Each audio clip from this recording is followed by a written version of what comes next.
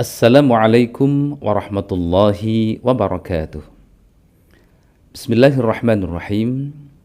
Alhamdulillahilladzi wa kafa, wassalatu wassalamu ala sayyidinal mustafa wa ala alihi wa ashabihi ahli sidqi wal wafa, amma ba'd. Kaum muslimin rahimakumullah, ada beberapa sahabat kita yang meminta kepada saya untuk membuat konten ulang tentang kriteria imam sholat berjamaah, yaitu tentang kriteria seseorang yang ingin dibentuk atau diangkat menjadi imam. Pada konten yang lama ada beberapa kemudian anggapan konten tersebut dianggap terlalu luas dan lebar pembahasannya, sehingga kurang praktis ketika dijadikan referensi oleh para pengurus takmir, pengurus musola maupun surau ketika ingin membentuk imam sholat. Oleh karenanya, pada kesempatan ini saya akan mencoba untuk menjelaskan yang lebih singkat dan praktis dan lebih relevan pada konteks zaman sekarang ini. Kaum muslimin rahimakumullah, kalau kita menelaah beberapa referensi di dalam fikih sholat, utamanya dalam fikih syafi'iyah, sebenarnya ada 5 hal penting yang bisa dijadikan pertimbangan oleh para pengurus takmir, oleh para pengurus musola maupun surau ketika ingin mengangkat seorang imam atau imam-imam sholat berjamaah. Dari 5 kriteria ini, yang 2 ini pokok, sementara yang 3 itu adalah sebagai bagian dari penyempurna. 2 yang pokok ini, yang pertama adalah al-afqah, yaitu orang yang paling faham tentang hukum-hukum sholat.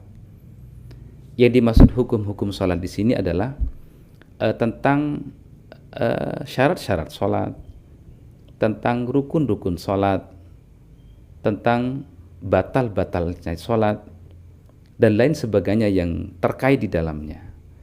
Maka ketika seorang takmir ingin mengangkat seorang imam, maka dilihat dari jamaah yang ada, kira-kira siapa yang paling mempunyai kriteria ini, orang yang paling faham tentang bab sholat.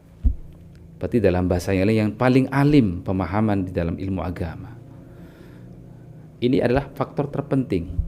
Kenapa ini diperlukan atau dianggap sangat penting? Tentu karena dia menjadi imam sholat. Maka ketika dia menjadi imam sholat, otomatis orang ini harus menguasai tentang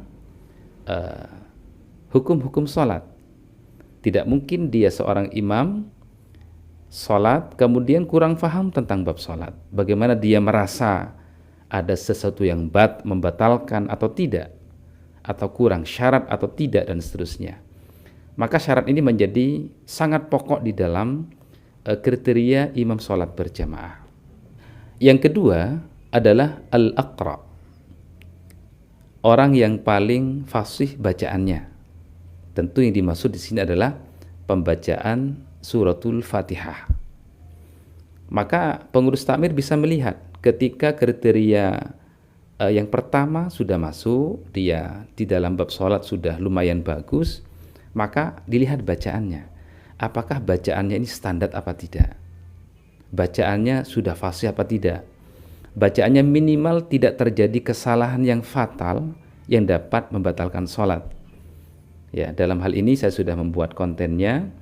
Kalau ingin mengetahui bacaan apa saja yang kemudian dianggap membatalkan sholat, silakan dicari di deskripsi pada konten ini.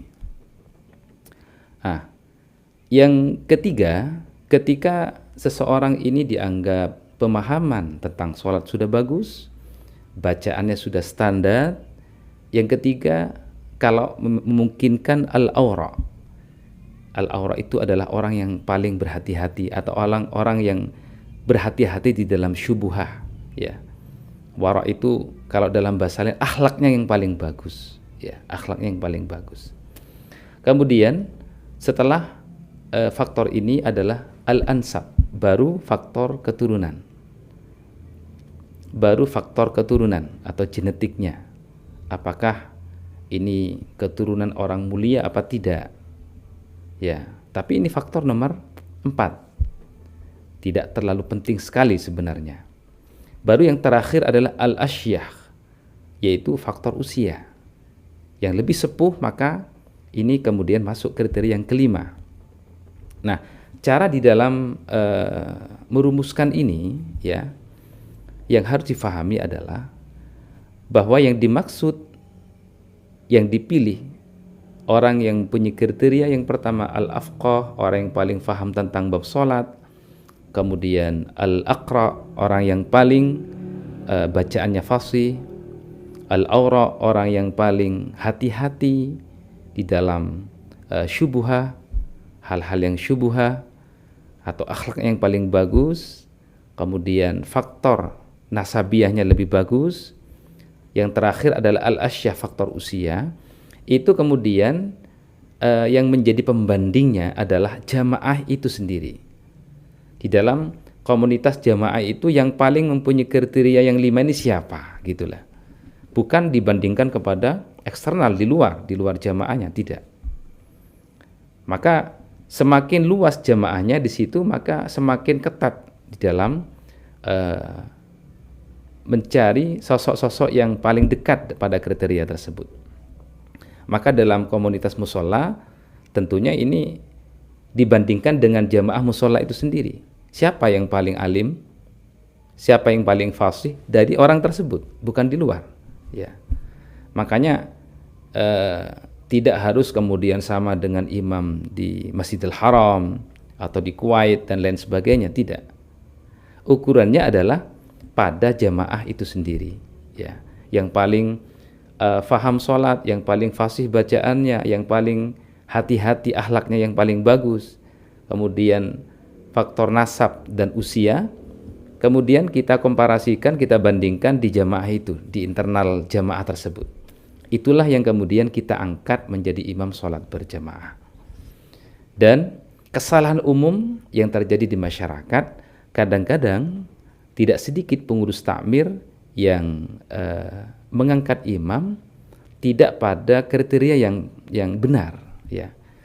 Di antaranya adalah ada sebagian yang hanya melihat pada konteks nasab kadang-kadang atau usia, tidak kemudian pada konteks yang pokok, yaitu tentang afqahnya, yang paling faham tentang bab salat, ya, atau yang paling fasih bacaannya, ya.